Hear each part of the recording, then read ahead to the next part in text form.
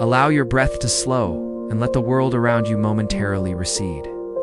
We will now journey together into one of the most sacred and fiercely guarded territories of the soul. You have done the deep work. You've journeyed through your own darkness and emerged with a unique light, a specific medicine that the world desperately needs. Yet, when the moment comes to place a value on this gift, to build a structure around it, to ask for money in exchange for your soul's work, a cold paralysis sets in.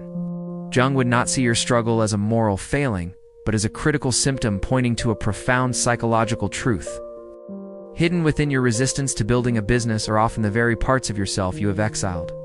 The paralysis you feel is not your soul trying to stop you from building a business. It is your soul, your true, authentic self, preventing you from building the wrong business from the wrong foundation.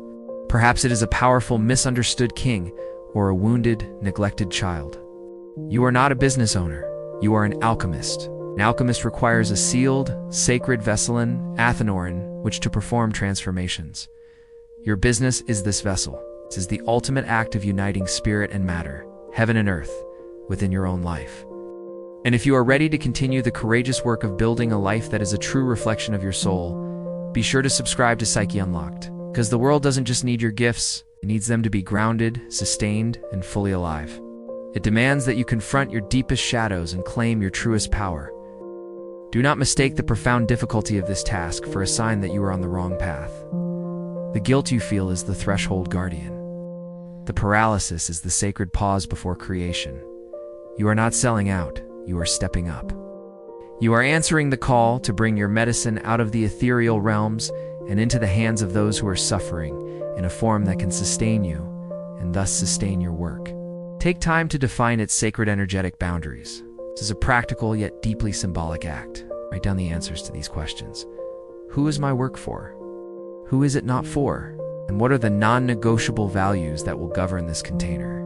What exchange feels energetically balanced and honors both the gift and my own life force? This is not writing a business plan. It's crafting a magical circle, a sacred space where your work can be safely offered and received without depleting your soul.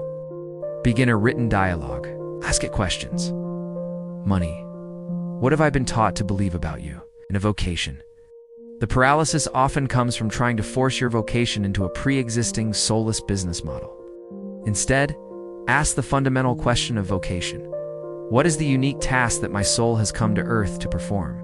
Meditate on this. Journal on it. Allow the answer to emerge not as a job title, but as a verb, an action. Is it to illuminate, to harmonize, to empower, to mend? Once you are clear on your soul's verb, the how, the form of the business will begin to reveal itself organically. The structure must serve the calling, not the other way around. What do I secretly fear you will do to me? What part of my own power do I see reflected in you? Then, allow money to answer. Write whatever comes without censorship. This practice of active imagination bypasses the conscious ego and allows you to unearth the deep, conscious beliefs and projections that are the true source of your paralysis. By making this shadow conscious, you reclaim your power from it. Your ego wants to build a business based on the persona, on looking like a successful spiritual entrepreneur. But the self, that deep central core of your being, has no interest in such performances. The self's only desire is for authentic expression and service. The profound insight here, rooted in Jung's concept of individuation, is this. You are not meant to put your spiritual gift into a business. You are meant to allow your gift to build the business as its own unique living vessel. The business is not the container, it is the creation. The paralysis is a sacred pause, a divine intervention from the self, forcing you to stop until you are ready to create from a place of wholeness, not from a place of fear or egoic ambition. Perhaps it is a repressed ambition, a secret desire to be seen and influential, which your spiritual persona deems impure. The answers lie not in marketing strategies, but in deep, courageous, inner work. Here are 3 powerful Jungian keys to unlock your path forward. Perhaps it is a deep-seated fear of your own power. Because to build a successful vessel for your gifts would mean truly stepping into your potency with no more excuses. Or perhaps it is the ultimate fear that if you build it, no one will come, confirming your deepest insecurity that your gift has no real value. Jung would insist that the only way to heal this split is to make this darkness conscious. Your business is not the problem. The problem is the unexamined shadow material that you are projecting onto the neutral concept of business. You are wrestling with one of the deepest, most potent shadows in the collective psyche, the money shadow. For centuries, our culture has driven a wedge between spirit and matter, teaching us that to be holy, one must be poor, that to be pure, one must reject the world of commerce. This has created a vast collective shadow where money is seen as dirty, corrupt, and inherently unspiritual. When you try to build your business, you are not just fighting your personal fears, you are doing battle with this ancient archetypal wound. You feel a wave of guilt so profound it borders on shame. The words spiritual and business feel like two opposing magnets, repelling each other with a force that tears you apart. This is Psyche Unlocked, the space dedicated to deciphering the blueprint of your soul. You're sitting in front of the cold blue glow of your laptop screen, a blank services page open before you. The cursor blinks, a relentless, tiny heartbeat in the immense void of your uncertainty. Your fingers hover over the keyboard, but they feel like lead. Every time you try to type a price, a service description, a quiet voice inside whispers, "Who are you to charge for this?" This is a gift from God, from the universe.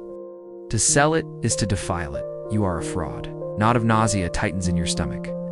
The silence in the room is deafening, filled only with the immense weight of your own perceived unworthiness. This paralysis, this deep conflict, is one of the most potent neuroses of the modern seeker. And as Carl Jung so profoundly stated, neurosis is always a substitute for legitimate suffering. There is a painful paradox that lives in the heart of almost every truly gifted person, every healer, every artist, every intuitive. Let us step into that silent, agonizing scene. It is late at night. It's the neurosis you feel, the guilt, the paralysis. The self-sabotage is a substitute for the legitimate suffering required to do one of the hardest things a conscious human can do: incarnate spirit into matter. Furthermore, this battle forces you to confront your own personal shadow. Now listen very closely, seeker, for this is the alchemical secret that transforms this entire struggle. So how do we begin this sacred act of creation? How do we build a vessel worthy of the soul's medicine? Conduct a money shadow dialogue. This is a direct and potent Jungian practice. In your journal, personify money. Give it a voice, a personality. Define your alchemical container. Shift your perspective. Answer the call to vocation, not occupation. Jung distinguished sharply between an occupation. Building a business from your spiritual gifts is one of the highest and most challenging forms of individuation. If this message has given a name to the sacred struggle you are navigating, please share your experience in the comments below.